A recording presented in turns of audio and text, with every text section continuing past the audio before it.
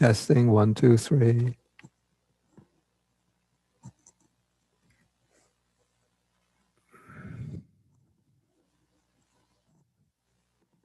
What is that?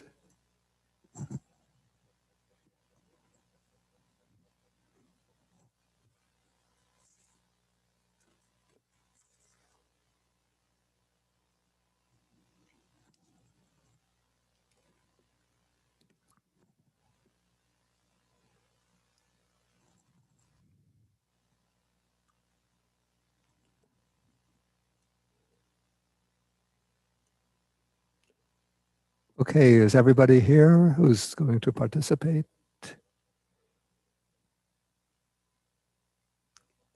Okay, so let us start off. We're going to be moving into the direction of another sort of the next stage in the development of contemplation of the body.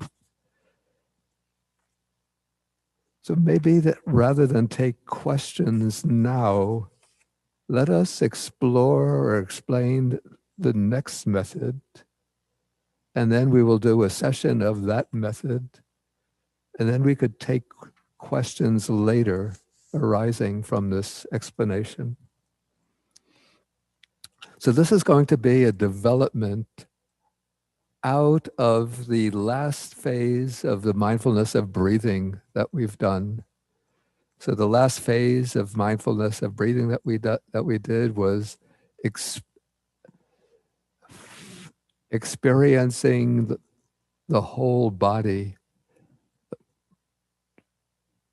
knowing that one is breathing in and breathing out while experiencing the whole body, and then calming or tranquilizing the bodily formation while one is breathing in and breathing out.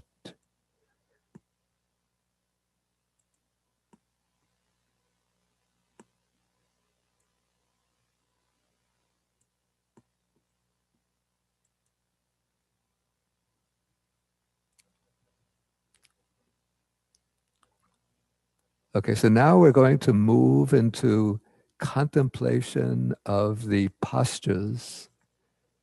And in a way, we've already been doing that partly in that we've been doing the walking meditation. So the way this is expressed in this section of the sutta on contemplation of the postures, and let me maybe just share the text. Host disabled participant.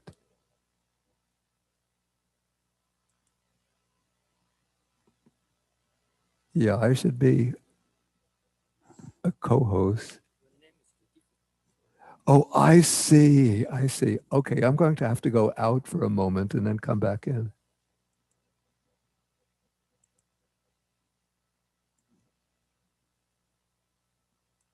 I see. Okay, I see why.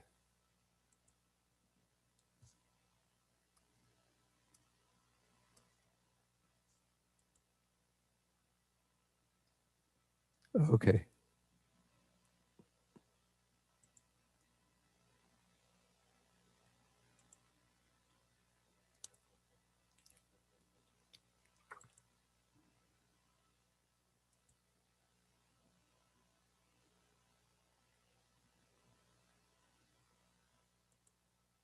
Okay, so now I'm able to share the screen.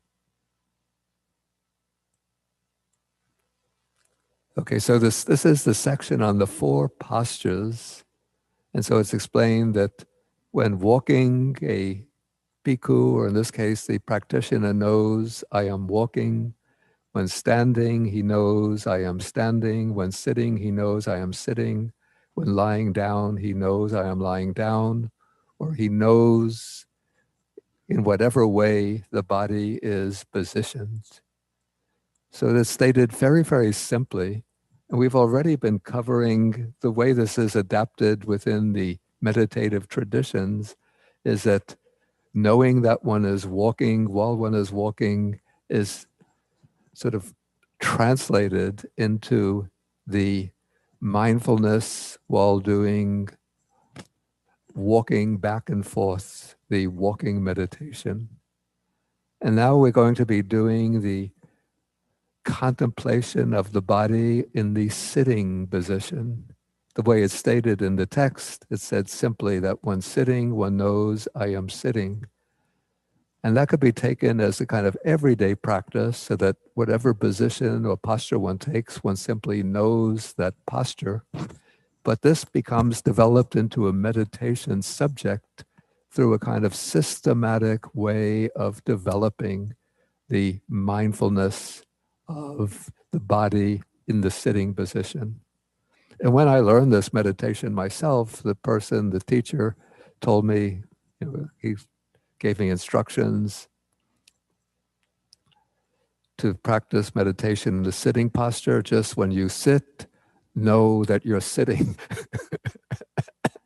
But when I tried to do that, it got so boring and so, the mind became so rootless that I had to work out for myself a more systematic approach to this meditation.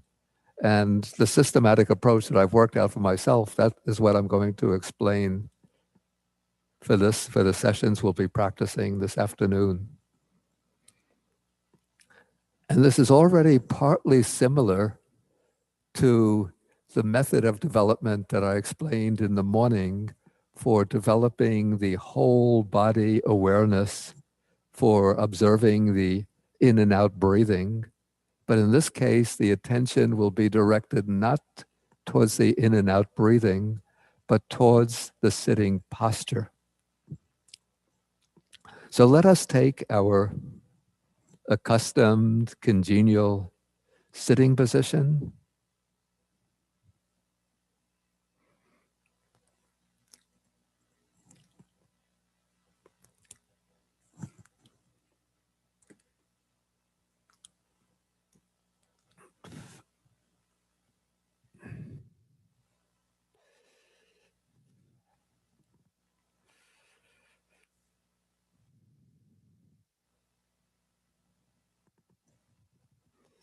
As usual, torso should be straight and upright, but not stiff or rigid.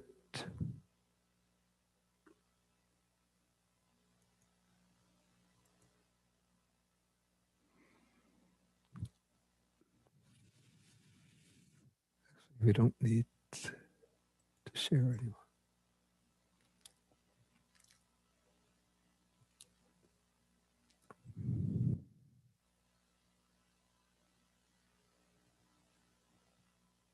Make sure that you're comfortable but firm.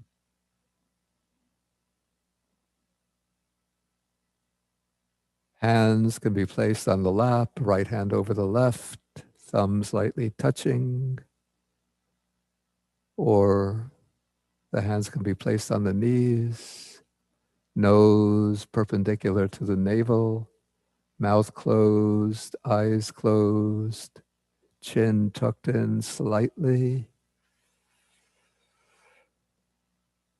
And now settle into the body, being simply aware of the body in the sitting position.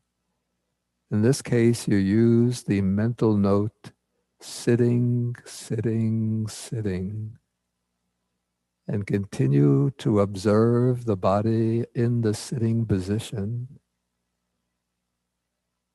And after we settle into the body in the sitting position, then I'll explain the way to deepen and intensify the awareness of the body in the sitting position.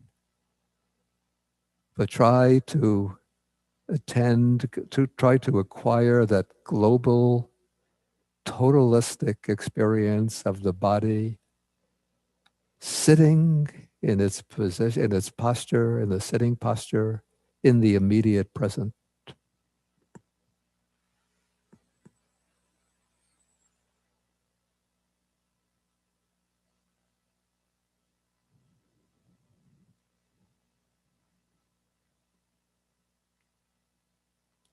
And you can keep on using the mental note if it's helpful, sitting, sitting, sitting.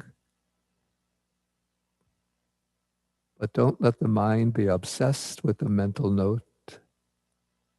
The focus of attention is the felt experience of the body in the sitting posture.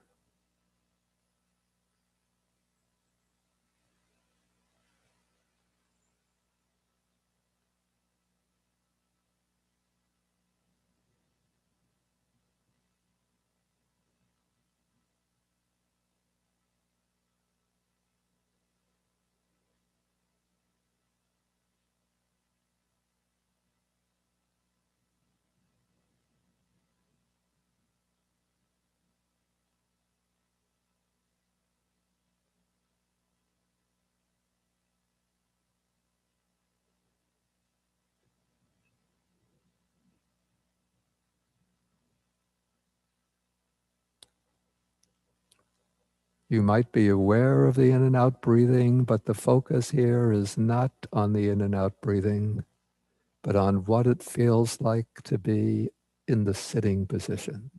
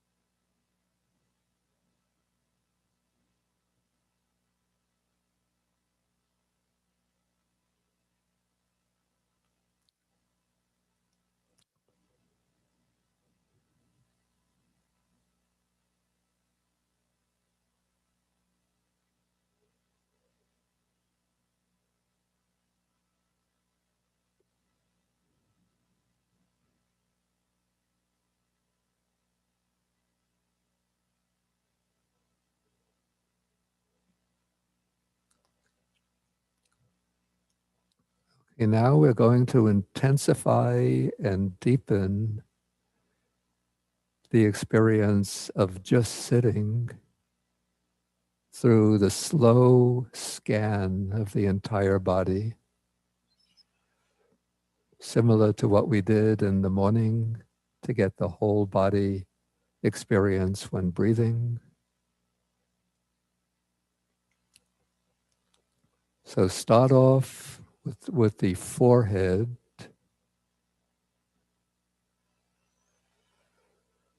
just attending to the forehead and note whatever sensations arise that let you know that you have a forehead.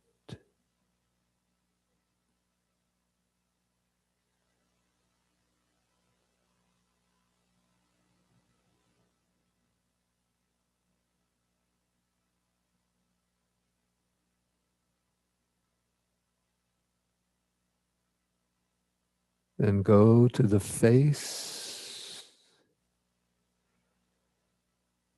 pick up the felt experience of having a face. Whatever sensations arise, direct the mindfulness to them.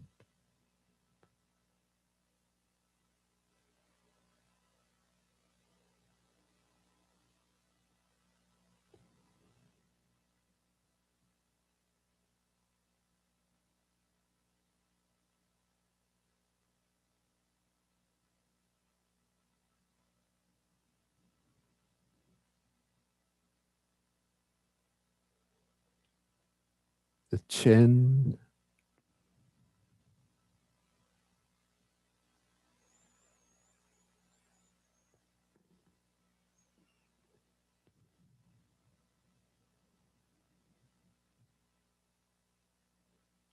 the neck,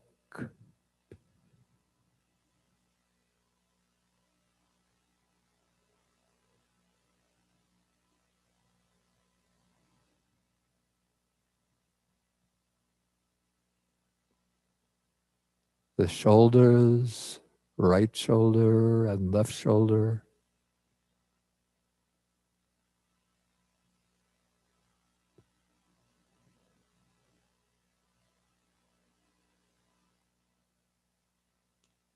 some parts might be clearer than others. That doesn't matter. For example, I could note my right shoulder pretty easily, but my left shoulder is a bit unclear.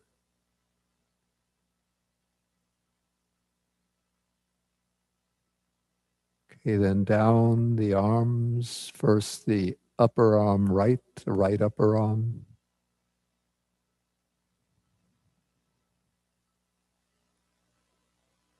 left upper arm,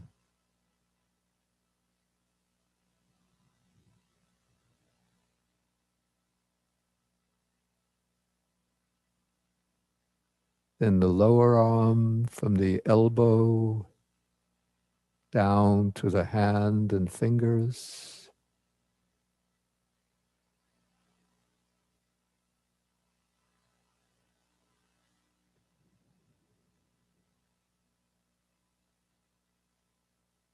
left arm from the elbow to the lower arm, hand and fingers,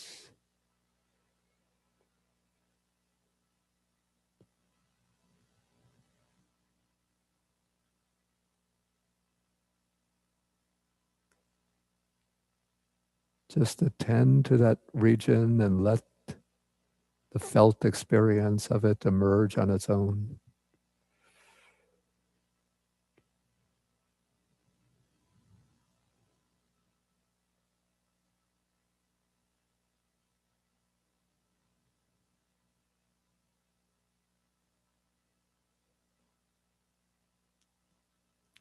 You could even try sweeping down both arms simultaneously from the shoulders to the hands, just a few sweeps.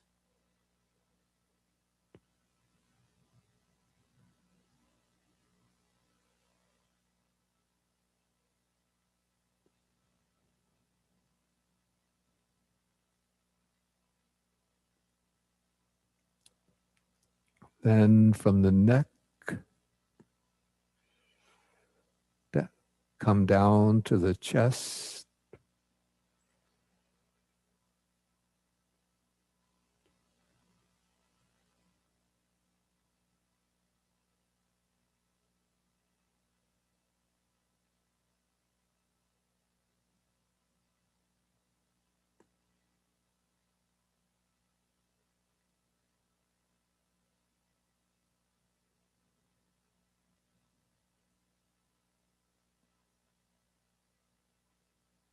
then to the abdomen,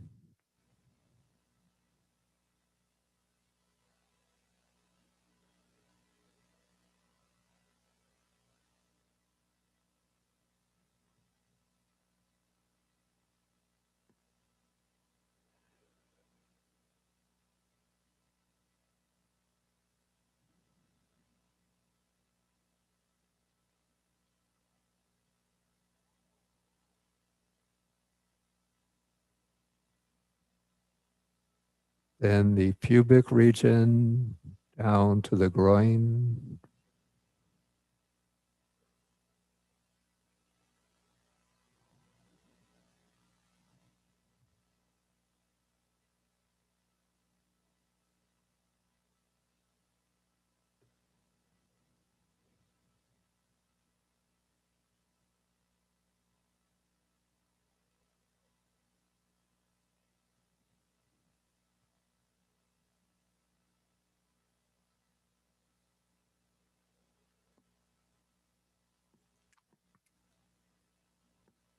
then come up to the top of the head,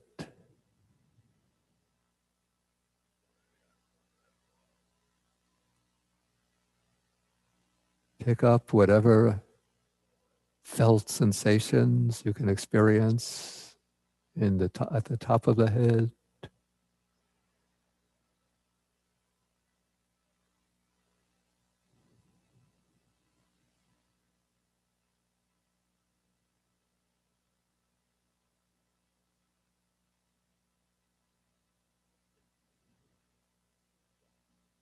then back of the head,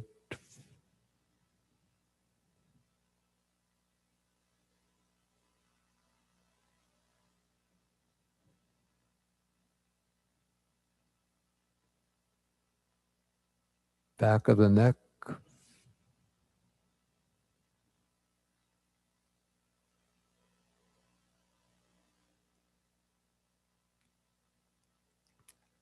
then to the shoulder blades and the upper back,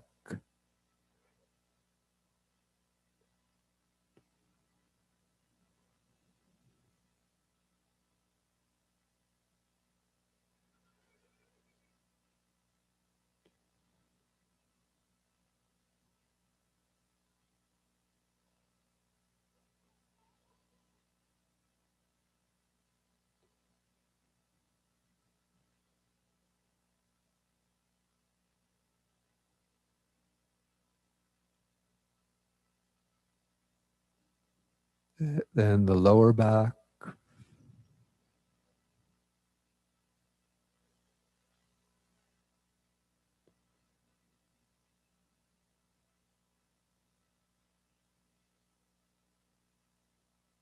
just keep on attending to the region, observing,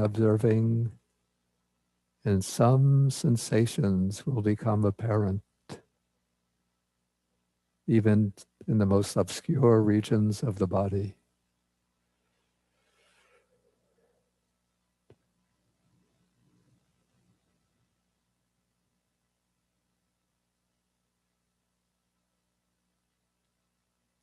Then the hips, right hip and left hip.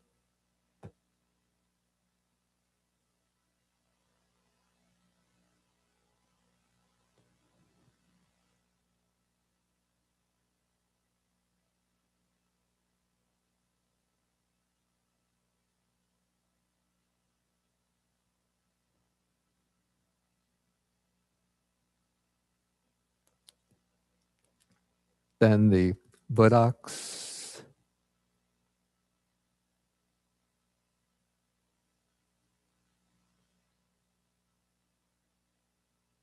And you could clearly feel the pressure of them against the seat.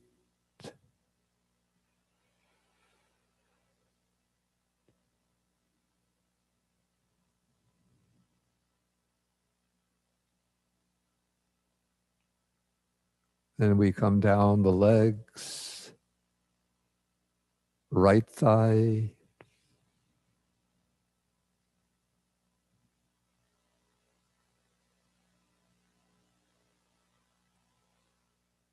left thigh,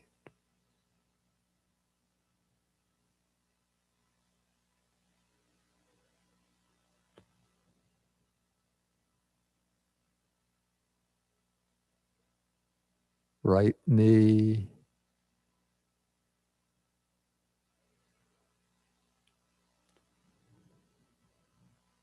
left knee,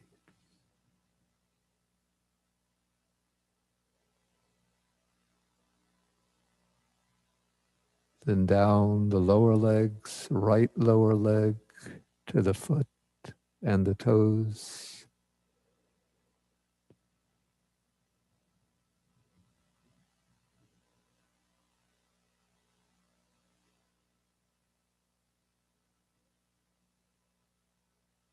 Left lower leg,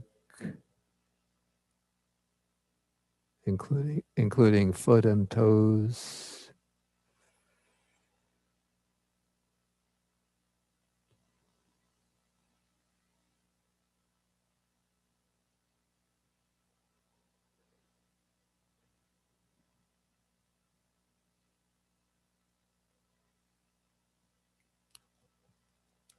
And then we come up to the top of the head and we sweep down and through the entire body 3 or 4 times. Just like pouring water through the body.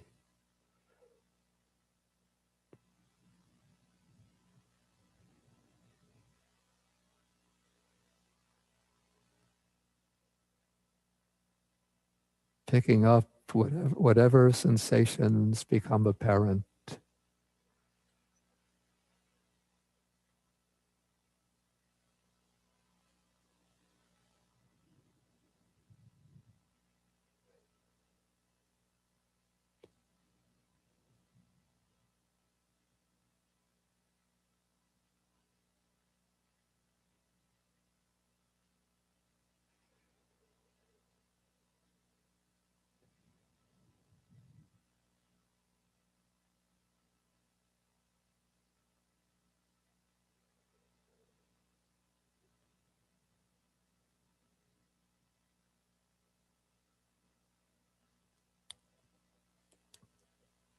And then you return to the whole body awareness, the experience of the body in its totality.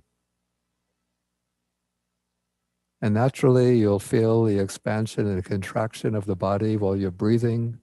But the focus here is not on the breath, not on the breathing, but on the sitting posture. So experience the body in its totality with the sense of sitting, sitting. And you hold that as long as you can using the mental notes, sitting, sitting, sitting. If it starts to become dull, you can scan the body in the slow way that I just did, and then do a few sweeps through the body. Or without doing the scan, you could do just a few sweeps and come back to total body awareness of the sitting posture. Okay, continue now on your own in silence,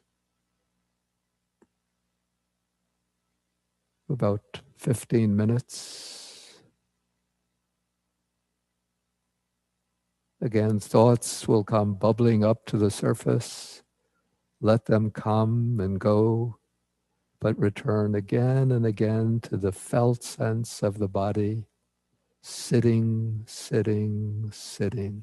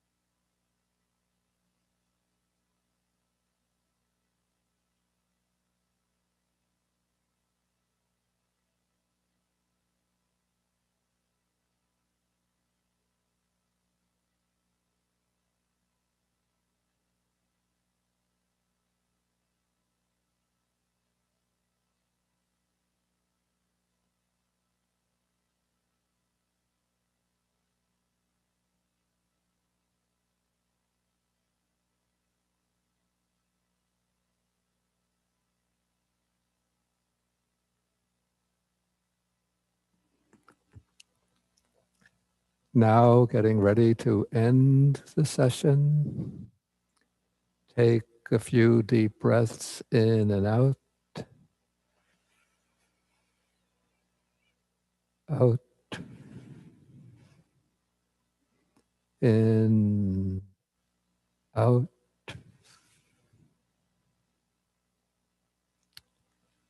And then you can open your eyes and relax the position, relax the posture,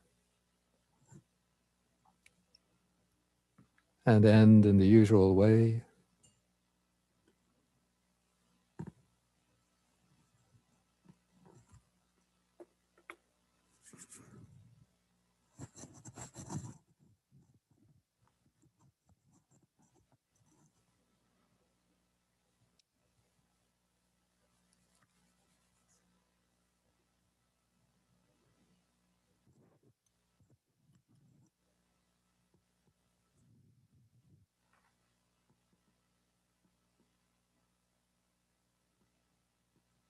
Okay, and now I could take some questions based on the method of practice that we just did.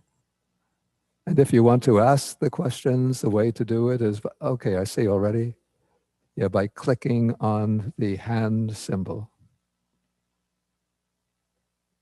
I'm going to put in an earphone.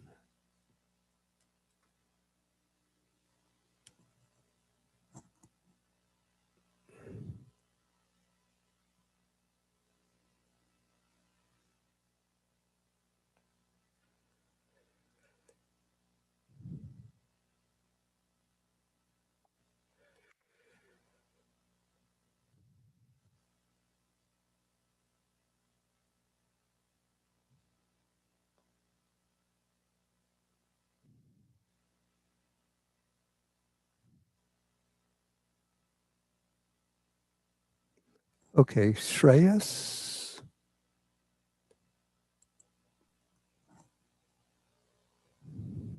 Good afternoon, Bante. Thank you so much. Can you hear me? I can hear you from the upper. Okay, okay. Can you hear me now? Yeah, Thank you so much. I had a question about this morning's meditation, if I may ask that. Um, I had an experience when you were directing us to allow the breath to encompass the whole body. yeah. And um, it was a very a beautiful experience that I've had in the past, and I've not been clear about what it Wait, is. I'm not getting the sound through the mic, through these earphones.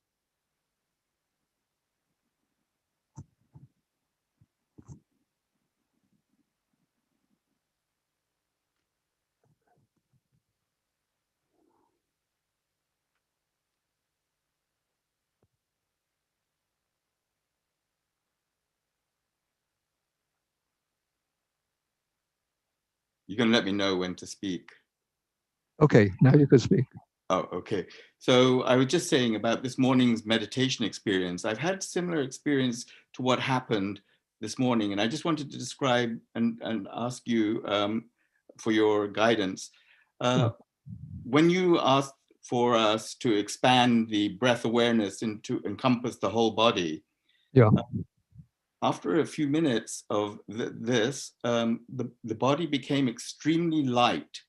It yeah, almost like disappeared. yeah, And then it was a beautiful feeling of almost like floating.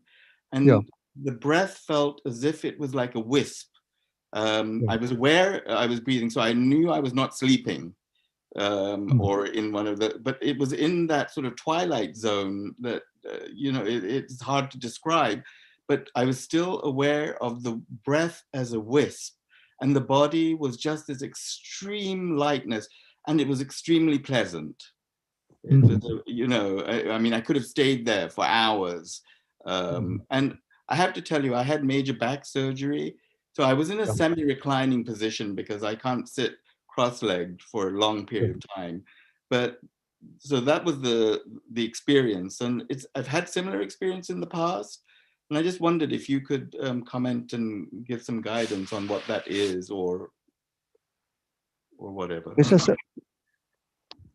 okay, just when one is doing this, experiencing the whole body while being mindful of breathing in and out, many different sort of strange phenomena start to take place. But the intent is not to be carried away by those strange phenomena, but just continuously try to keep the mindfulness focused on the whole body in with this present awareness as consistently and continuously as possible. So sometimes, people will sometimes feel the body become extremely hot. Some will feel it become very cool. Sometimes one will feel the breeze going through the body. Many different strange phenomena take place, but don't be sort of distracted and swept away by them, but always just continue to come back to full body awareness and just continue to observe the phenomena of the body at subtler and subtler levels through the calming down, that practice of calming down the bodily formation. And yes, and that was the other part of it, a great sense of calmness and Yeah, tranquility with that. So yeah. just coming back to the breath in that situation and just focusing, or just being with the body, is that what you would suggest? No, you In should not leave the breath. You always have to maintain the awareness of the breath. Okay, all right. So Okay. you're experiencing the whole body, but you're also aware of the body breathing in and breathing out. Thank you so Is that much. okay? Anoka, Good afternoon, Anoka. Bante. Can you hear Yeah, me? yeah, I could hear you. So, Bante, I have always had a problem in finding my breath in the designated points that usually people go for. For instance, I kind of feel my in breath mostly in the upper chest area, and then my out breath, I can kind of feel like in the lower face and throat. So, since it's very difficult for me to do that, it's very easy for me to find my breath, like know that I'm breathing in and out just Yeah. from my body. I know I have a long breath, then I notice the gap, and sometimes the breath is subtle, but I just feel it. I know I'm breathing just in and out, and short. So until you kind of told me this morning that's one way of practicing, I didn't even know that I was doing something correctly. So Mm. my question is, what I have been doing, is that what you are actually teaching us? And the second question is, Wait, let's take one. We'll take one question at a okay, time. Okay. I understand. You're saying that you're experiencing the in breath. yes, Maybe it's very say right. it again, what you're doing. So like if I go to meditate in the traditional way, like focusing on one part, like either my face, it's very hard for me to feel my breath like that. I Mm. don't get the total focus like either on my upper lip. It's like when I breathe in, it's mostly on my upper chest, and when I breathe out, I kind of feel it more in the throat area, and it's very hard for me to do that. So I have been using my body as a whole, just knowing I'm breathing in and out. Yeah.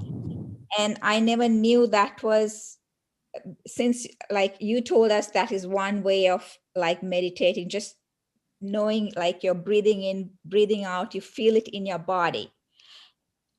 Okay. So that's the question, whether Yeah, that is a so legitimate way that to is the practice. right way. And also, if one breathes like that, knowing that you're breathing in and out, just the body, the complete body, can you get to samadhi that way, or do you always have to have it in conjunction with feeling it in your nostril area? I would say that it's a legitimate way to practice attending to the breathing, to the breath occurring in the whole body.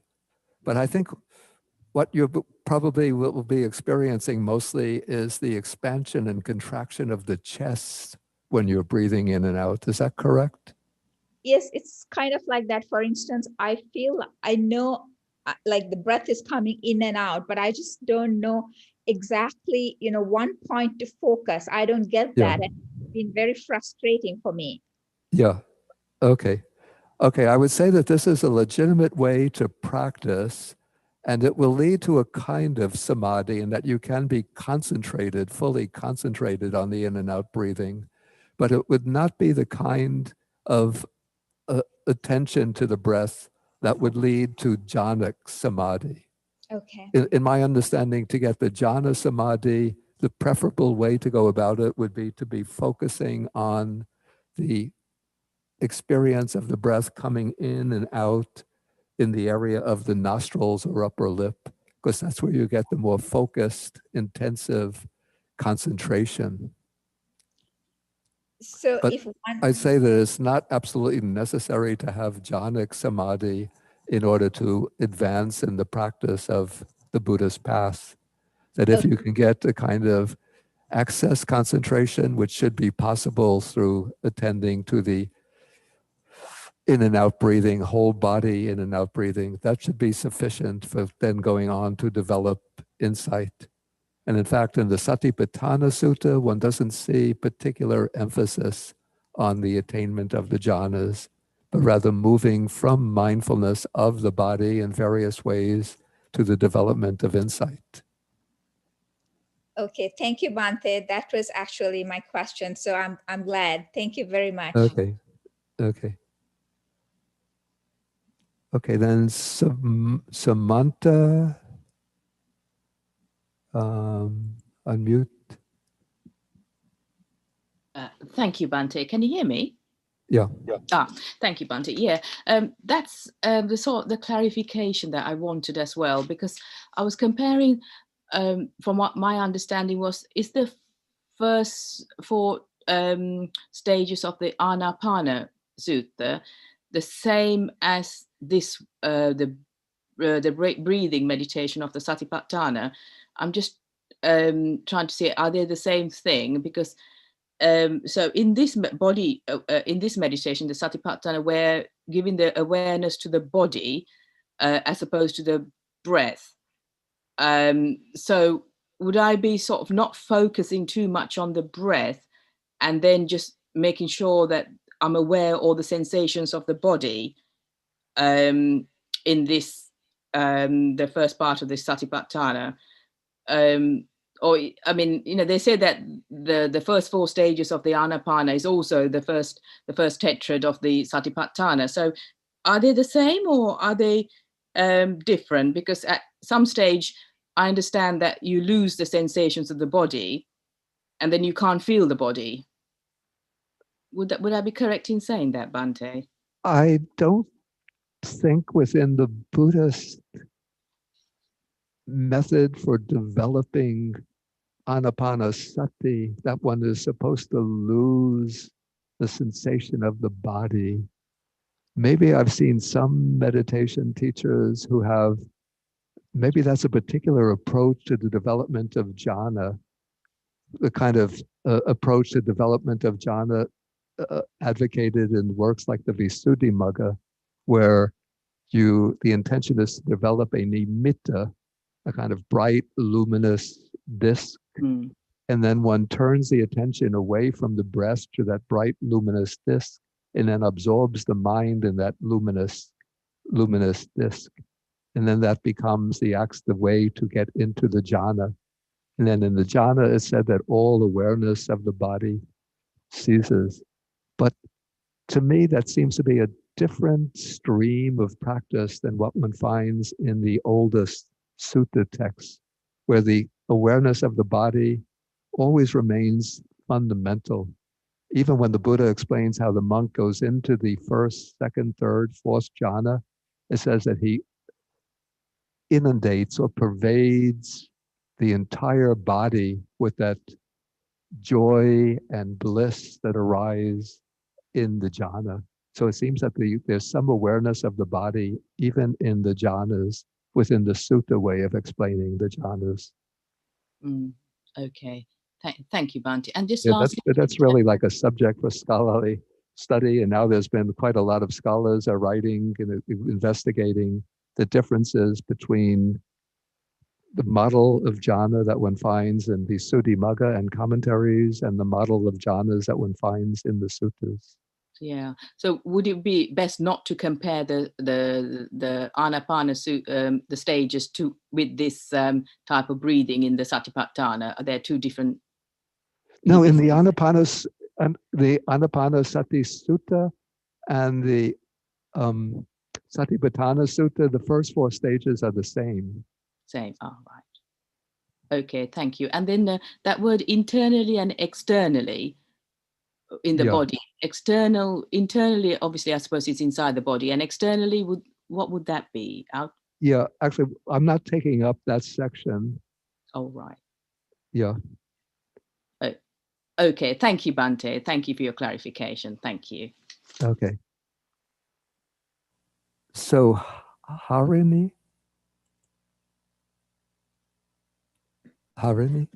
Yes. Hi, Bhante. Much gratitude for your teachings. I have a question. I want to know the purpose of this type of mindfulness training. So, is it for us to identify the defilements when it arises in the mind? And also to understand the body is not solid, that it is something that there is nothing to kind of identify in the body. So can you please explain a little bit about this one? Thank you. Yeah, I think a question like that to answer would take a somewhat long talk in itself.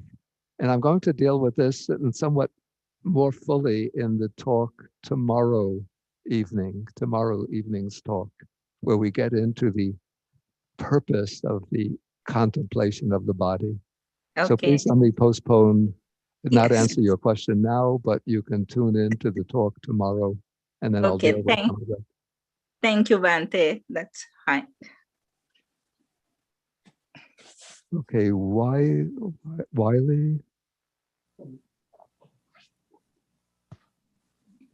Hello, Bhante.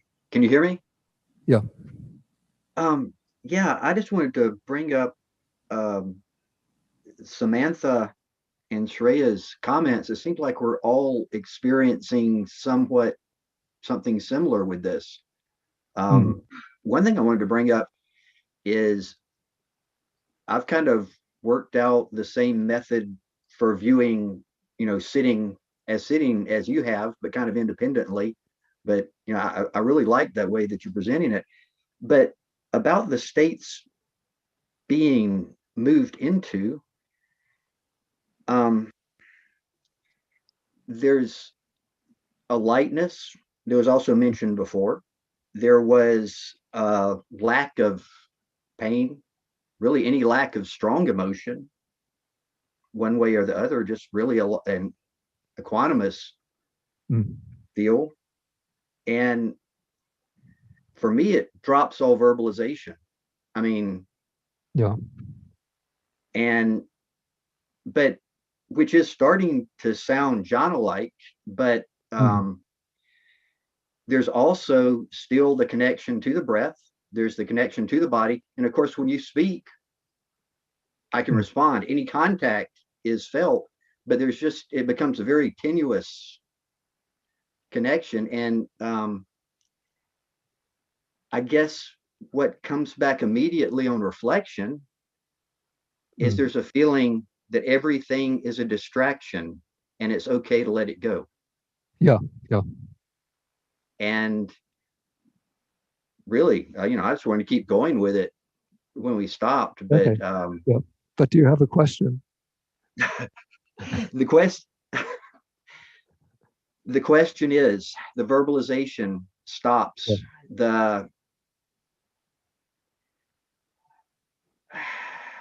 Okay, if you could where should I be going with that? I mean, okay, if you can be aware of the body in the sitting position without the verbalization, then you can drop the verbalization. Okay. But the verbalization or the mental noting is useful to avoid distracting thoughts arising and carrying the mind away from the awareness of the body in the sitting position. So and maybe certainly this, the mental noting is very useful in the initial stages and for strengthening the continuity of mindfulness on the body in the sitting position. But once you could focus continuously on the sitting position without verbalization, then you can drop the verbalization. and maybe this is getting ahead, but there is like a feeling that it's going for just dropping the attention to the body completely. No, But you don't. maybe that's No, moving right ahead. if you drop the attention to the body, then you've lost the contemplation of the body. Thank you, Bhante. Okay, I'm going to take one more question, then we have to continue with the practice. So this will be Leilita.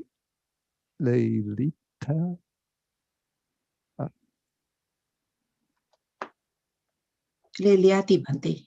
Leiliati, okay. Morning, Bhante. My question is when I breathing meditation, I felt so close in some time. It's fairly close. It's just nothing else, just breathing. And my question is, am I still mindful or I was carried away from that breathing? You say yeah, that you because it's felt so you close. felt the breathing continuously. Is that what you Yeah, said? I felt the breathing continuously, but I also felt so close. It's only breathing, nothing else. It's so close because it seems like fairly close and fairly clear. But I also questioning whether it is a mindful or actually I'm drowning in the breathing. Because when we add another exercise with the whole body sensation, it's a different feeling again because it's the breathing I'm aware, but it also not so close. So my question is that feeling of the if I'm only just breathing, only exercise, that feeling so close and clear, am I actually it's still mindful in that sense? I'd say if your awareness of the breathing is close and clear, then mindfulness is present. But that you have to judge for yourself. Are you clearly aware that you're breathing in and breathing out? If you are, then you can know that mindfulness is present. If you're not clear that you're breathing in and out, then mindfulness is not present. I'm still aware. I feel like it's like I'm in the room only just breathing in and out, breathing in and out because so close. Yeah. So when the bell rings and I feel like, oh, I'm out from that breathing. So is that the correct mindful in that kind of? It seems that you have good concentration, even a kind of absorption into the breathing. So I would say definitely that mindfulness is present for that. Yeah, so I would just say to continue in that way, but to always be aware. Don't just let the mind get completely absorbed into the breathing, but be ready to be able to sort of stand back and to know that it is the body that is breathing in and out. So you have to have, along with the mindfulness, you have to have that sampajanya, the clear comprehension. So if you get fully absorbed into the breathing, it's possible that you're losing the clear comprehension. So there's mindfulness there, but without sufficient clear comprehension. So it's knowing that I'm breathing in, knowing that I'm breathing out, that shows that the mindfulness is accompanied by clear comprehension. And also the other occasion, I have concentration of the breathing in and out. And also the mind is suddenly have a very subtle memory, and I'm also aware that memory is start to step in, and I'm feeling and I'm aware that push that memory away, and so I'm keep concentrating in the breathing object of the mindfulness. Is that the correct way that we are Yeah, exercising? yeah, yeah. You don't want to be carried away by memories. It's natural when your mind starts to get concentrated that memories, even long-term memories going far back into the past, start to bubble up into the mind. And then they try to obsess the mind with thinking about them. So if the memory arises, just note it as a memory and let it go and come back again and again to the breath, or to the, in this case now, to the sense of the body in the sitting position. Yeah, thank you, Bhante. Okay, we're going to have to continue with the practice now. Otherwise, we'll be maybe Miriam. Okay, I see that you are the only one with the hand raised. So let's see if it's a simple and short question.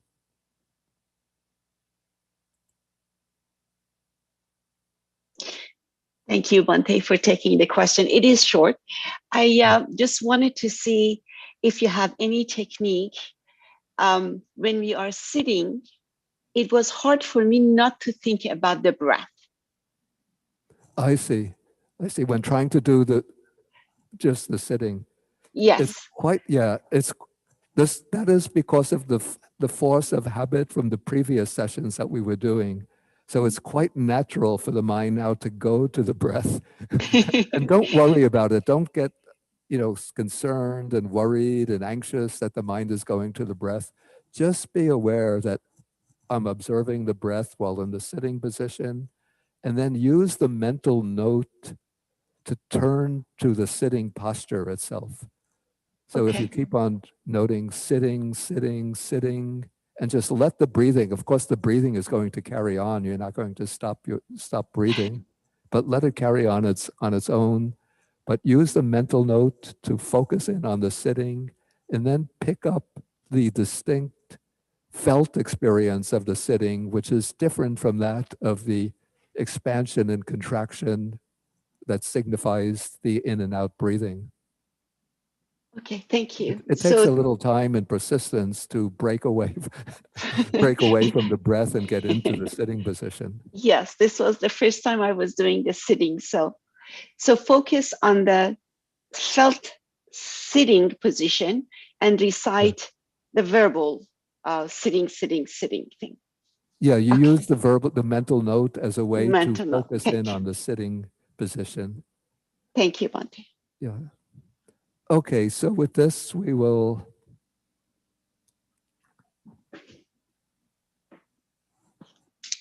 do a period of walking meditation, 313. Okay, we will continue with the walking meditation until 3:40. Okay. And then from 3:40 to 4:10, we'll do another session of sitting. Okay, so let us do now the walking meditation. We do it in the same way that we did it this morning. I don't have to repeat the explanation. So let us get up and do the walking.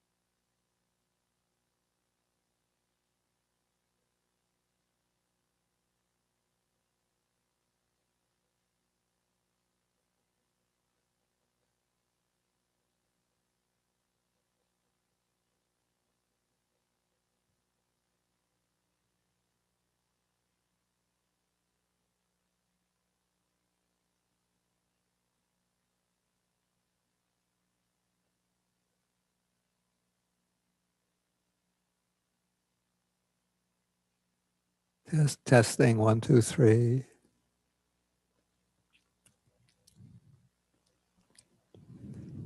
And then we can hear you. Okay, now we're ready to start the next session of sitting. And at this point, you have basically the instructions that you need, so I don't have to guide this myself.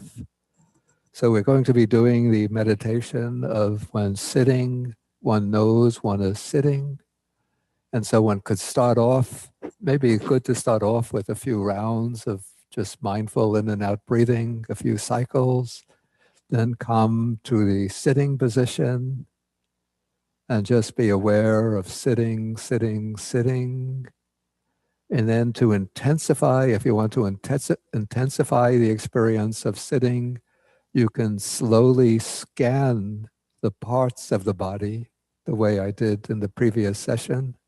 So going through each part, focusing on it until it becomes clear, then moving down the front part of the body, then from the top of the head, well, the front part from the forehead, down through the arms, and then to the chin, down to the groin.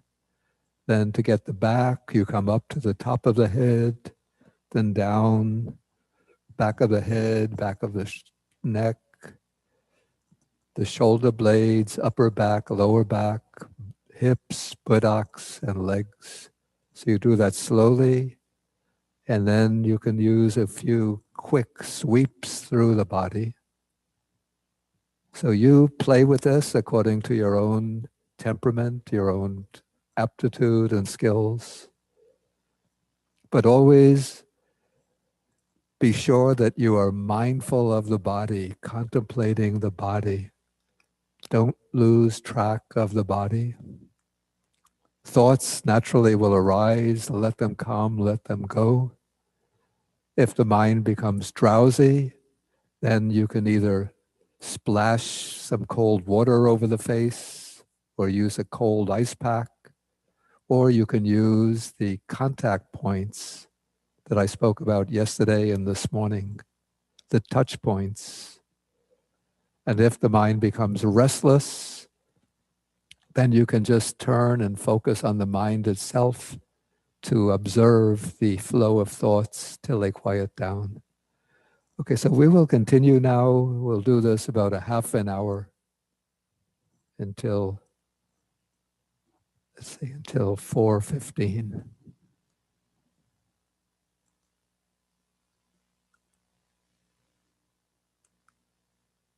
Okay, you're on your own now.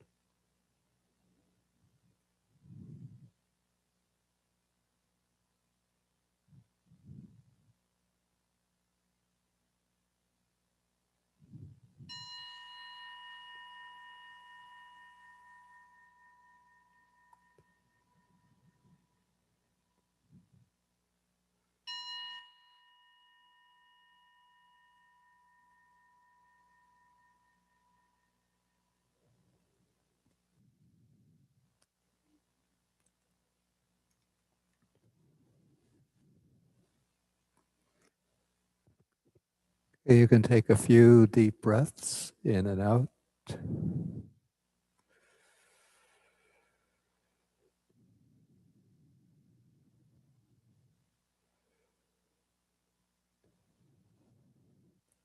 Then relax the sitting posture and end the session in the usual way.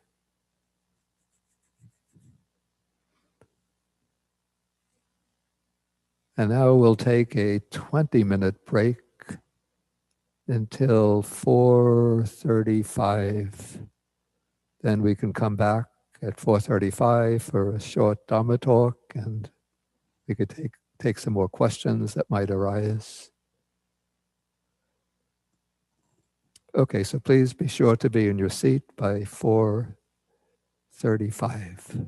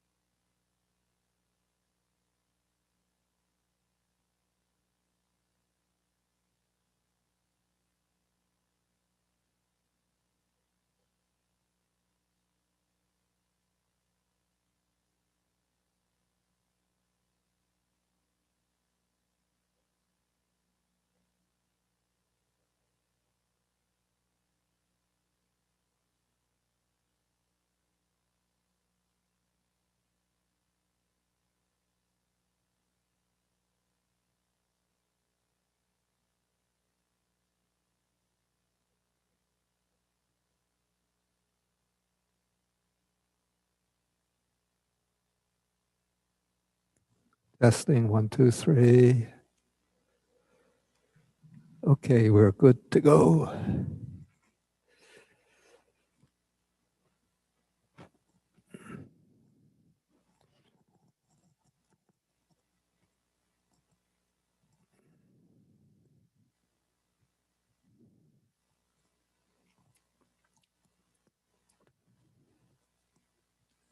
Okay, so time for the Dhamma talk.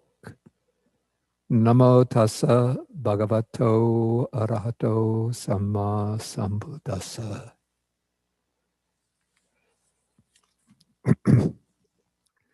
Now, one of the features of the Satipatthana meditation, particularly, I would say, the subjects of mindfulness of breathing and the bare attention to the postures, especially the sitting posture, is that these meditation subjects function somewhat like it might be called uncovering techniques, in that we are trying to take a very simple, very plain, very basic object and to focus the mind exclusively on that object, whether it be the breath, sensations in the body, the experience of sitting, or even the walking. And one effect of that builds up over time is that it opens the box to the deep recesses of the mind, so that different mental tendencies that have been lying dormant, as well as accumulations of past experiences, memories, mental formations, dispositions, and so on, start to come bubbling up to the surface of consciousness. And so it might seem like, if you read some of the accounts of the process of liberation, the successive development of the path that we find in the suttas, it seems almost to be a very simple and straightforward process, where the monk, and usually it's a monk, goes to the forest, sits down, crosses his legs, he dispels the 5 hindrances, enters into the jhanas, gains the higher knowledges, the insight knowledges, realizes the 4 Noble Truths, and then his mind is liberated from all of the bonds and fetters. And so when we come to the practice of meditation ourselves, we often have the expectations that we're going to go through the same kind of process, a kind of direct, express route to liberation. But actually, when we undertake the practice ourselves, we see that it's a little bit like a road trying to ascend a very high mountain. So the road is not able just to go straight up the side of the mountain, but the road winds around the mountain. Sometimes it's at a higher, when it's lower in absolute terms in the ascent of the mountain, the road is higher. Then it has to dip down and then wind around in order to come out still higher. So from one angle, it seems when it's dipping down, it seems like you're going down the mountain rather than up. But that's just because of the configuration of the rocks of the mountain. But if you continue along that road, you'll see that it is leading gradually upwards. And so the path of practice is similar. And so when we undertake these very fundamental meditation practices that open up the box of the mind, these dispositions, thought formations, memories, defilements, and so on, find the opportunity to come to the surface. And that is mainly because the mind is not preoccupied with other objects, other activities, but it's sort of like just putting a blank screen against the mind as a background.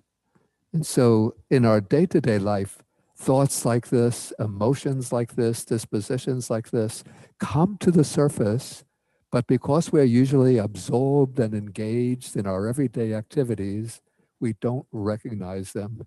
They sort of slip by undetected, and because they're undetected, because they're operating in the background, they are able to control our life. These deep dispositions of the mind are somewhat like the puppet masters, and our own activities are like the activities of the puppet controlled by the puppet master. And so we're compelled by our desires to seek, to enjoy, to indulge and enjoy the pleasures of the senses. We feel anger and resentment against those who obstruct us or those who compete with us. We might become anxious and worried and restless. We might become feeling depressed and despondent if we compare ourselves to others, or proud and conceited if we succeed in some kind of task we undertake. And yet we think that we are operating in a normal frame of mind and don't really recognize the pernicious grip that these tendencies have on the mind. And so one effect of undertaking this kind of practice of meditation is to provide the opportunity for these tendencies to come to the surface. And since we're not engaged in other activities, we're not able to hide from them, to conceal them, to cover them up, but rather they come right out into the open, staring us in the face, and then we have to learn how to deal with them. And so when we look in the suttas, when we look carefully through the suttas, we see that the Buddha himself recognized that the path of progress was not a simple, straightforward progression from starting point to the goal. In fact, there is a sutta in the Majjhima Nikaya called the Dvaita Vitaka Sutta. That is, it's the discourse on the two types of thoughts, in which the Buddha describes his own experience when he was a bodhisattva, a seeker of enlightenment, cultivating the path. And he explains in the sutta how from time to time there would arise in him thoughts of sensual desire, thoughts of anger and ill will and disappointment, even thoughts of harming, which to my mind is a bit puzzling, how somebody who has fulfilled all the bodhisattva practices could still have those thoughts of harming. But he says that they arose from time to time.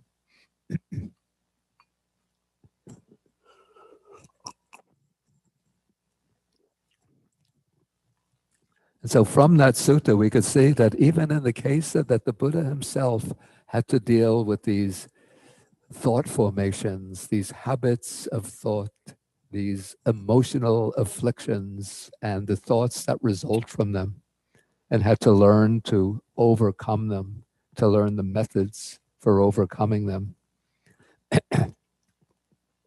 And in his mature teaching, the Buddha formulated the defilements of the mind, the defilements of the mind into various methods of classification. And probably the most common scheme for classification used in relation to meditation practice is that of the 5 mental hindrances, in Pali called the Pancha Nivarana, which the Buddha calls the hindrances that are obstructions of the mind, states that disturb the mind and block the development of wisdom. So the hindrances are the obstacles both to the development of samadhi and to the achievement of insight or wisdom. And probably in our own experience in meditation, we find problems with these hindrances. And not only when we're sitting in formal meditation, but even in our everyday life, especially in our interactions with other people. There are many, many opportunities every day for these hindrances to arise and create trouble and difficulty in our relations with others and also in our own inner frame of mind.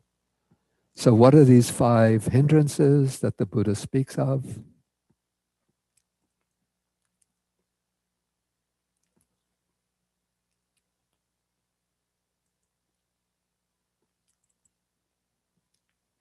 They are sensual desire,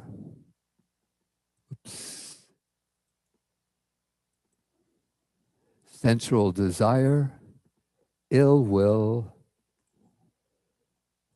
what's sometimes translated sloth and torpor, or I would translate now dullness and drowsiness. Then the 4th is restlessness and regret, or restlessness and worry. And the 5th is doubt. And so of these 5 hindrances, I would divide them into 2 groups. I would call one group the heavy hindrances, and the other group the lighter hindrances. So the heavy hindrances are sensual desire or sensual craving, the craving for sensual pleasures. And the other heavy hindrance is ill will, which can take the form of anger, resentment, and it's at its strongest, hatred and antagonism towards others. So those are the 2 heavy hindrances, and we could see that sensual desire is a manifestation of the unwholesome root of greed or lust, and ill will is a manifestation of the unwholesome root of hatred. The other 3 hindrances, dullness and drowsiness, restlessness and worry, and doubt, are most closely connected with the 3rd unwholesome root, delusion. So there can be mixtures of greed and hatred also in those hindrances. And so when we look into the workings of our minds and we try to see what is it that is impeding our progress, when we look at the thoughts that arise in the course of our meditation, at some of the emotions that arise that seem to be obstructing our progress, when we look at them, we can see that probably most of them can fit someplace into the scheme of the 5 hindrances. And our challenge, the task that we face in order to progress further in our meditation, is to overcome the hindrances, to eliminate them, to keep them at bay. To actually eradicate the hindrances, that can come only at the most advanced stages of the path, where we develop the deep insight wisdom that uproots the hindrances from their foundations within the mind. But in our normal everyday practice of meditation, whether in our ordinary day-to-day routine or in the situation of a retreat, we have to learn how to deal with these hindrances when they arise and how to keep them away so that they don't overwhelm the mind and pull us down. So there's a section in the Satipatthana Sutta itself that deals with the 5 hindrances, which shows how the meditator deals with the 5 hindrances. And this section on the hindrances comes in the framework of the 4th foundation of mindfulness, contemplating dhammas as dhammas, or I would say now contemplating Dhammas in Dhammas. So the text says, and let me share the screen.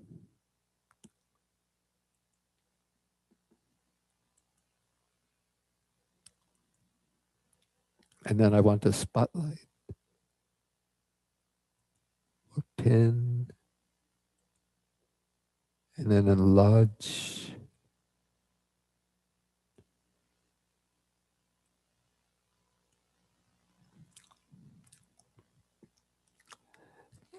Do you see the text now? Yes, You can see Bante. the- Okay, so here the Buddha says, how does the monk dwell contemplating Dhammas and Dhammas? And then he says, here he dwells contemplating Dhammas and Dhammas in terms of the 5 hindrances. And then he explains how he does this. And now notice that this is a very important point. He says, when there is central desire in him, the monk understands there is central desire in me. And when there is no central desire in him, he understands or he knows there is no central desire in me. And then it states the same thing in regard to the other hindrances. When there is ill will in him, when there is sloth and torpor or dullness and drowsiness, when there's restlessness and I don't like remorse, I'll put regret or worry. And when there is doubt in him, in each case, he knows there is this hindrance within me. And when the hindrance is not there, he knows the hindrance is not there. And so the way I understand this is that at the first level, the task of the meditator is to recognize the hindrance when it is present, to acknowledge the presence of the hindrance. If we don't acknowledge the presence of the hindrance, then the hindrance can be there, but it can carry on in its mischievous ways. But it's when we recognize the hindrance has arisen, it's now present in me. This puts the hindrance under the spotlight, so it's not able to gather strength and to manipulate the mind in the background. There's a certain simile that I like to use to illustrate this. Maybe if some of you have heard a lot of my talks, you've come across this simile. It's like in a shop where there are many different aisles and things, items for sale laid out in the different aisles. And a thief comes into the shop, a kind of, what do they call that? The shoplifter comes into the shop and he looks around, he sees some rather obscure aisles, and he looks in the corners of the shop, the upper corners. He doesn't see any mirrors. He doesn't see anybody patrolling the aisles that looks like an attendant. And so he starts taking some items off the shelf, putting them into, maybe he has an inner pocket in his coat, putting them in. And then maybe to appear innocent, he might buy a package of chewing gum at the counter. And this way he gets away with stealing some, maybe even some precious items. So this is the way the hindrance can function if it's not recognized. It could become like the thief that steals things from the shop. But if the shop has mirrors in the corners and there is a attendant whose job is to patrol the aisles and keep watch over the goods to make sure that there's nobody stealing them. And also the attendant's job is to look up to look into the mirrors, and maybe there's a video camera also recording what's going on in the shop. Then when the thief comes into the shop, he realizes that he can't steal anything without being caught and maybe arrested and or fined. And so then the thief will just slink out of the shop, and the goods in the shop will remain safe. And so this is like turning the spotlight of the mind, or the spotlight of mindfulness onto the mind to observe what is taking place in the mind. And in this case, when you see sensual desire has arisen, one uses one of the techniques to remove that sensual desire. And similarly with any of the other hindrances. And so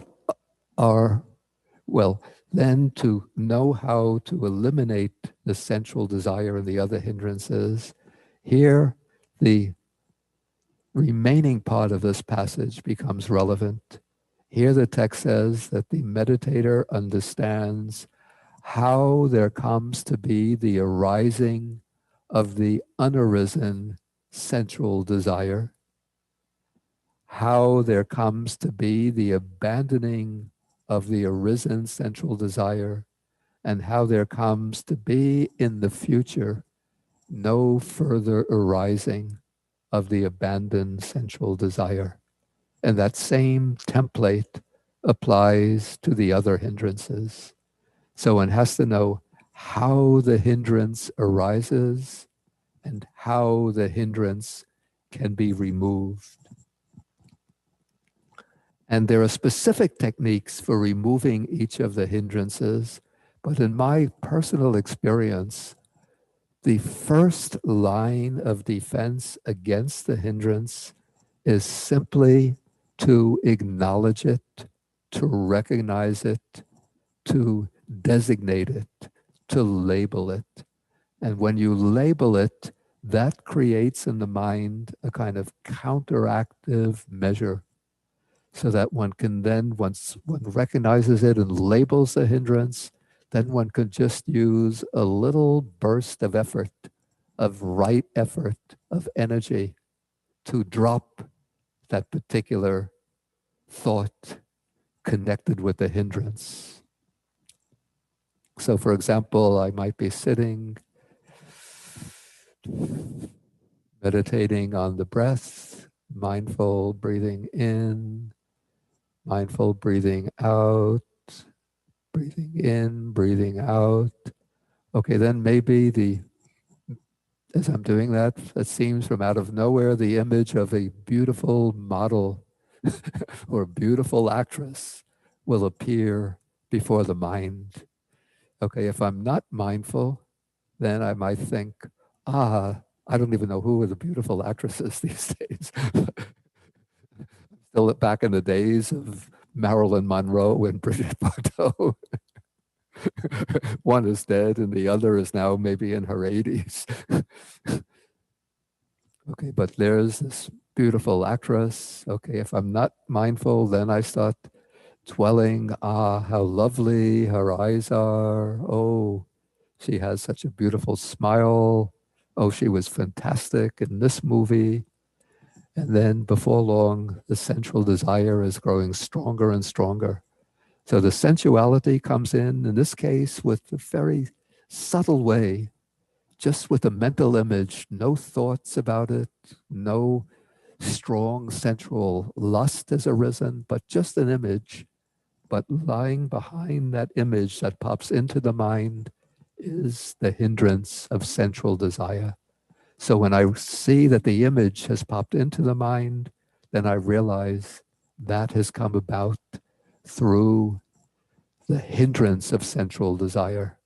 Or if the sensual lust has actually arisen, then I identify that as sensual lust. And then with the effort, I just drop it and dispel it and go back in breath, out breath, in-breath, out-breath. Again, ill will can slip into the mind in a subtle way. For example, the image of a particular person that I don't like might come into the mind, or a particular situation that I found myself in that made me feel angry or upset comes into the mind. And so I'm not yet actually feeling that ill will, that resentment, that dislike for that person or the situation. But an image has come into the mind. If I'm not mindful, if I don't recognize what has happened, then that image will gather momentum. And before long, I'll start thinking about the person and remembering what nasty way in which he spoke to me last week, or the harmful things that he did to me or to some of my friends, or to maybe to the country itself, to the United States itself, somebody who's creating a lot of harm in the public domain. And then the ill will and resentment becomes a real barrier or hindrance. And so when these images come, when the first stirrings of ill will arise, I recognize it and then use energy to remove it. And similar method applies to sloth and torpor, restlessness and doubt. Okay, but what happens if these hindrances gather strength? Then we can use particular antidotes to the hindrance. If you're doing a course of meditation, say in mindfulness of breathing or awareness of the body, the best process is to try to maintain the same meditation subject consistently. So then one uses that burst of energy to push the hindrance away and come back to the main meditation subject. But an alternative way, still within the same framework, is to focus the spot of mindfulness on the hindrance, and not just to push it away. We're supposing that the hindrance doesn't go away so quickly as soon as you label it, but you just put it under observation and watch that particular defilement operating in the mind. So if say the sensual desire has arisen, I've tried to dispel it, but it keeps on coming back, then I can tentatively, I put aside the mindfulness of breathing or the attention to the body, and I focus on the defilement itself. I watch the sensual desire, watch it playing out its role in the mind. And as I'm watching it, it starts to lose its force, lose its momentum, lose its sort of underlying foundations. And then it fades away and drops away. And the same method can be used with any of the other hindrances. If they show a little resistance, a little strength to vanishing as soon as one makes the determination to get rid of them, one focuses in on them and watches them.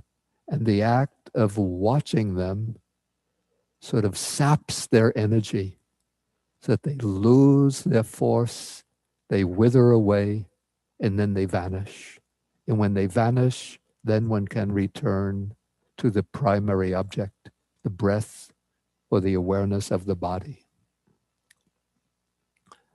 But if the act of observation is not enough, and this is particularly with certain hindrances that are habitual, what one can do is to develop a particular antidote to that hindrance. So for sensual desire, especially in the form of sexual desire, the main antidote is the contemplation of the impure or unattractive nature of the physical body when inspected, when examined microscopically.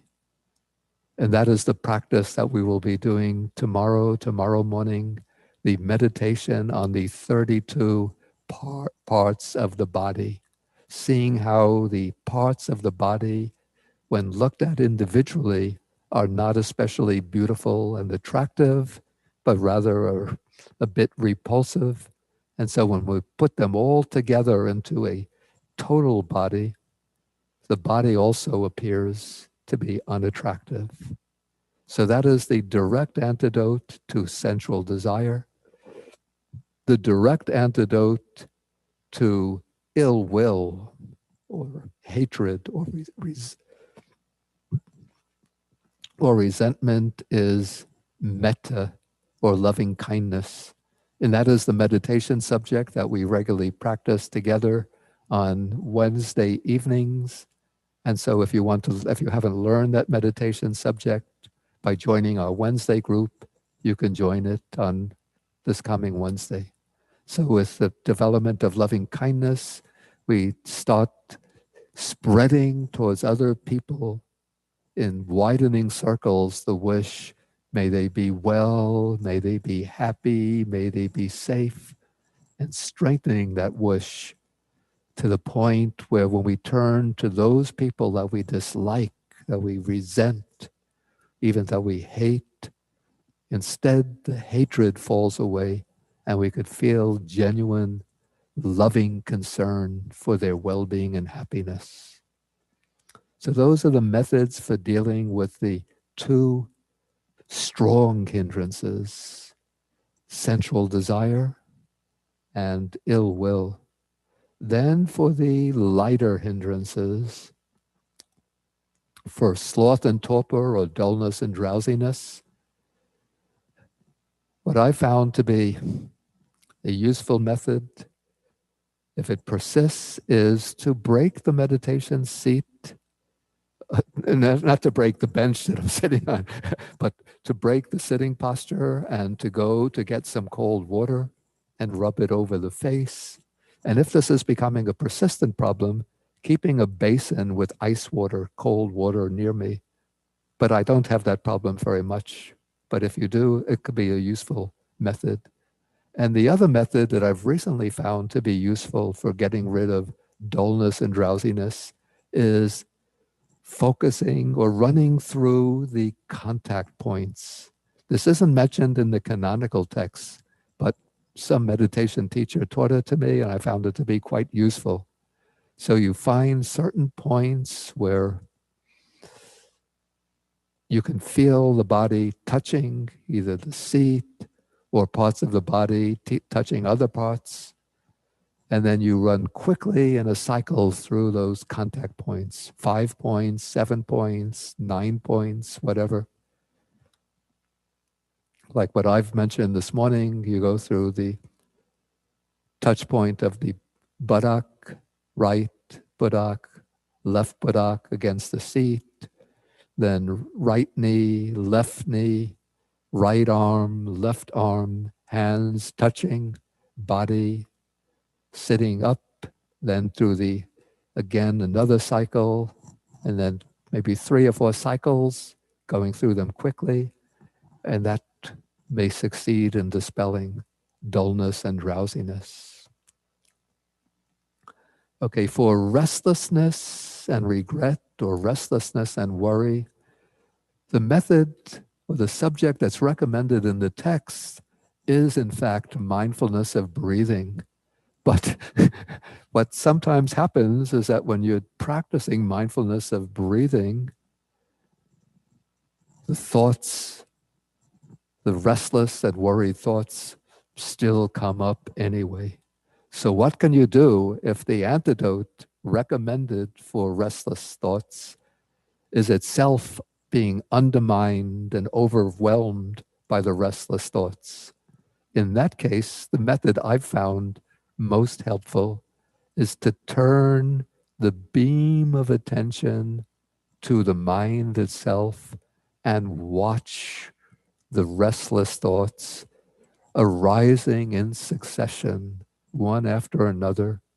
And so, in a way, the mind is divided into two components. There's the observing component, in which mindfulness is established, and there is the observed component, in which the restless thoughts are running up and through the mind. But there's a kind of struggle going on, or a contest, a wrestling match between the observing portion and the observed portion. But mindfulness, we have to remember, is a power. And because mindfulness is a power, if you sustain that mindfulness, eventually it will overcome the restlessness. So the stream of wandering thoughts, of restless thoughts, will start to become thin as it's put under observation, will start to become thinner and thinner, weaker and weaker, until it breaks off. And then you can return to the primary object, to the observation of the breath, or in our case, the body in the sitting position. Okay, the hindrance of doubt.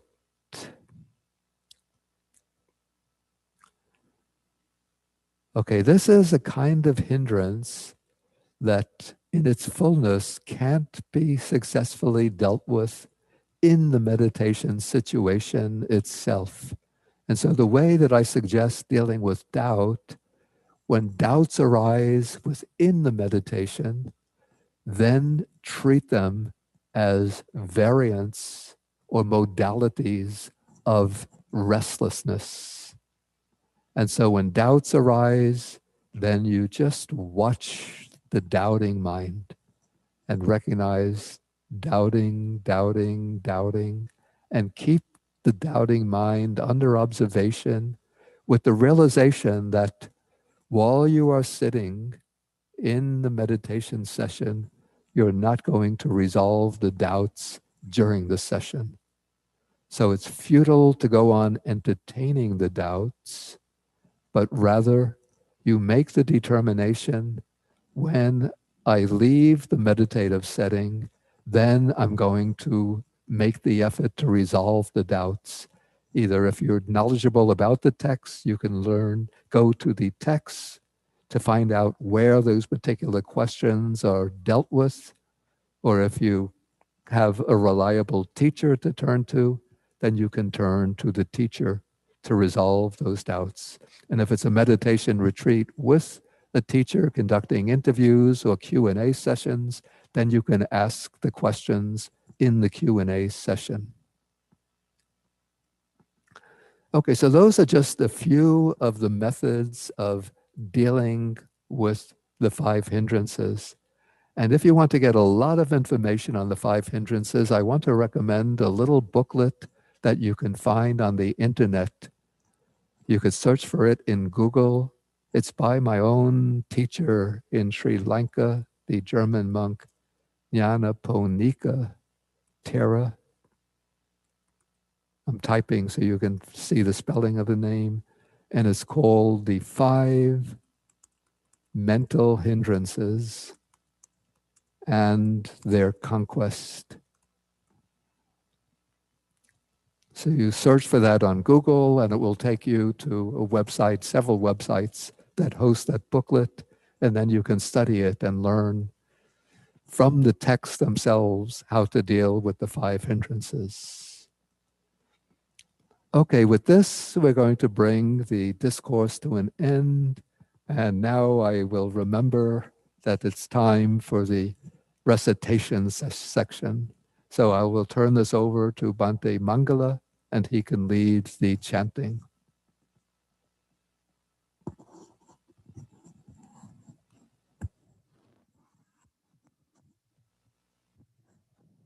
And then we will be back at 7 p.m. for the evening sessions.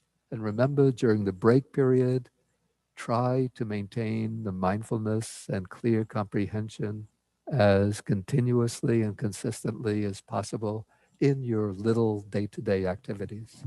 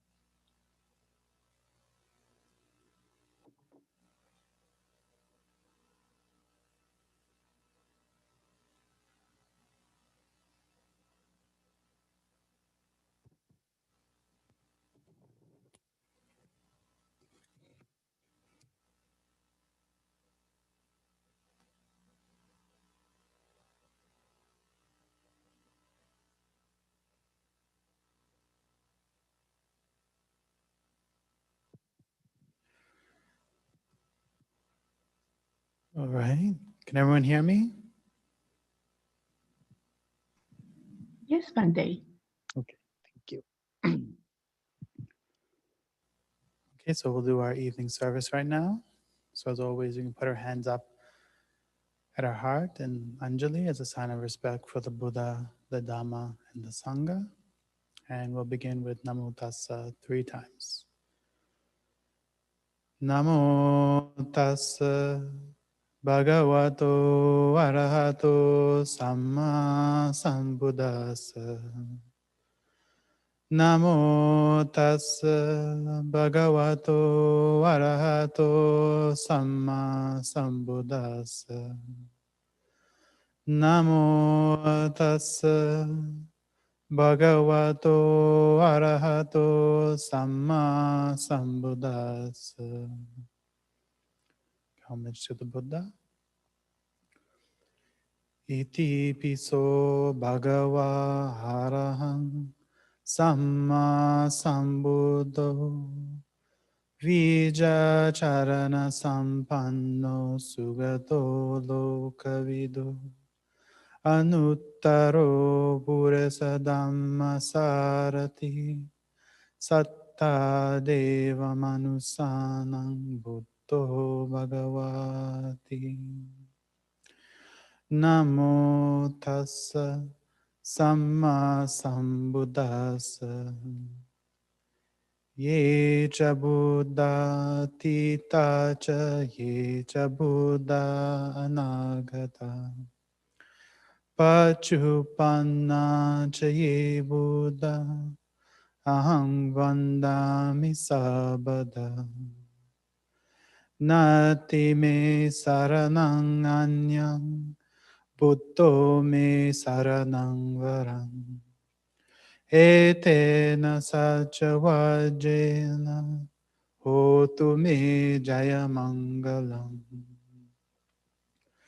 Uttamange navandehang padabhangsu varuttamang. Buddheyo kalito doso Buddho kamatutang mamang. Buddhang yavani bana pariyantang saranang gacchami. Homage to the Dhamma. Swakato bhagavata dhammo sanditiko akaliko ehipasiko opanayiko pacchatang vedita bo vinyuhiti. Namo tassa niyanikassa dhammasa ye cha dhamma tita cha ye cha dhamma anagata. Pachupanna cha ye dhamma ahang vandami sabada. Nati me saranang anyang dhammo me saranang varam. Etena sacha vajena hotu me jaya mangalam. Uttamangena vandehang dhammancha dividang varam. Dhammeyo kalito doso dhammo kamatutang mamam. Dhammang yavani bana pariyantang saranang gacchami. Okay, homage to the Sangha. Supatipanno bhagavato savaka sangho. Ujupatipanno bhagavato savaka sangho. Nyayapatipanno bhagavato savaka sangho. Sami Samichipatipanno bhagavato savaka sangho. Yadidang chattari purisa yugani yatta purisa pugala. Esa bhagavato savaka sangho. Ahuneyo pahuneyo dakineyo anjalikaraneyo. Anuttarang punya ketang lokasati. Namo tassa atta arya pugala mahasangasa.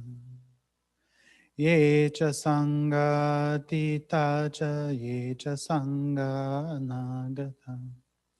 Pachupanna cha ye sangha ahang vandami sabada. Nati me saranang anyang sangho me saranang varam. Etena sacha vajena hotu me jaya mangalam. Uttamangena vandehang sangancha duviduttamam. Sangeyo kalito doso sango kamatutang mamam. Sangang yavani bana pariyantang saranang gacchami. Okay, homage to the three symbols. Vandami chetiyang sabbang sabpadhani supatititang.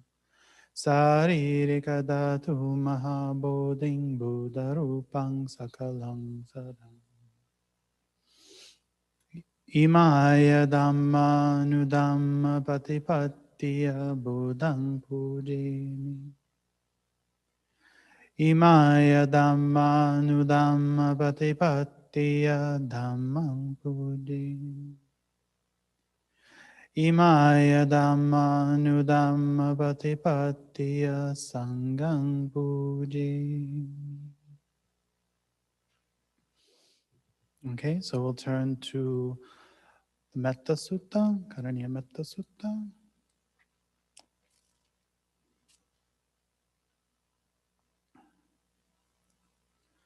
Namo tassa bhagavato arahato samma sambuddhassa.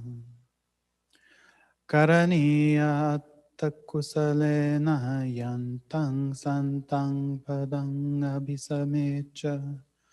Sako uju cha suju cha suvajo cha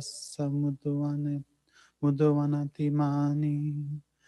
Santu sako cha subaro cha hapakicho cha sahalukavuti.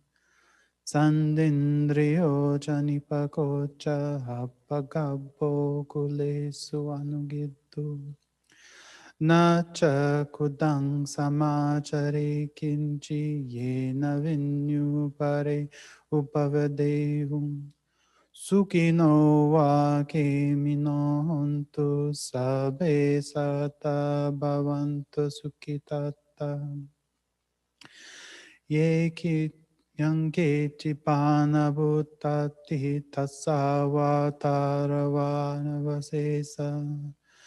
Digava eva mahantava majjima rasaka nukatula. Dittava eva ditta ye chadure vasanti avidure. Bhutava sambhave seva sabhe satta bhavantu sukhitatta. Naparo parang nikubeta natimaneta katanchinang kanchi. Biaro sana patega sanya nyana manya sadukamicheya. Mata yata niyang putang ayusahe kuputang anurake. Evam pisa babute sumana sangbhave aparimanam. Mettancha sabbalokasming mana sangbhavare aparimanam. Udang adocha tiriyancha hasabattang averang asapattang. Tita Tittancarang nisino vasayano vayavatassa vigadamindum. Etang sating aditteya brahmametang viharang idamaho. Titincha anubhagam asilavadasanena sampanno. Kame suvaniyagedang nahi jatu kabbaseyang punareti ti. Etena sacha vajena sotu te hotu sabada. Etena sacha vajena sabarogo vinasatu.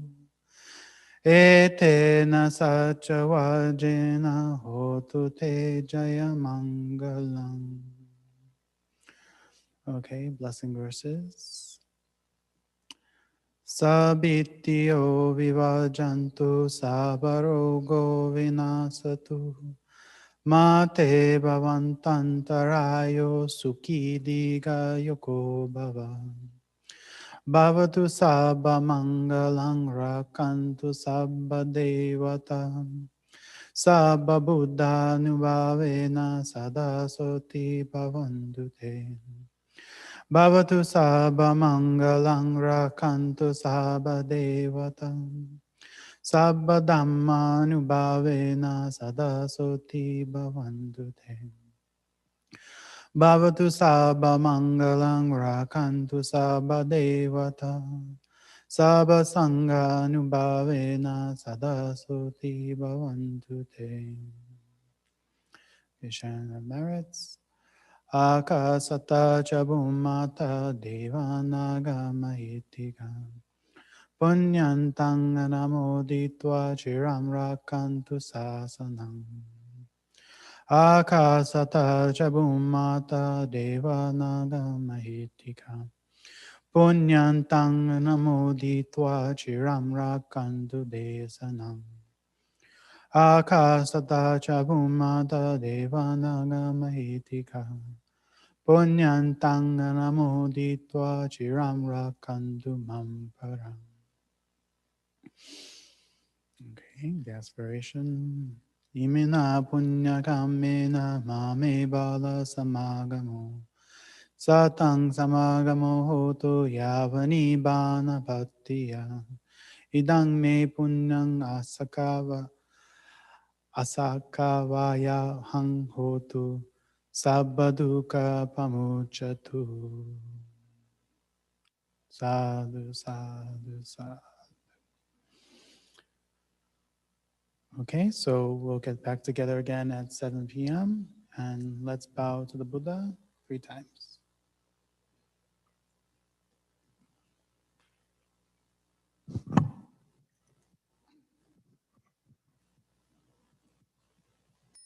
First bow,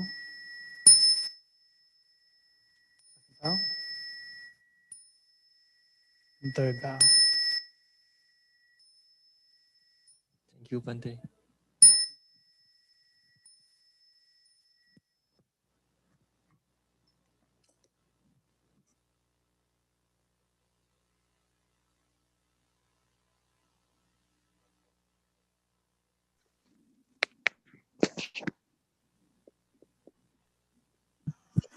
Thank you, Bhante. Thank you to everybody. Thank you for organizing this. Thank you. Thank you. Thank you.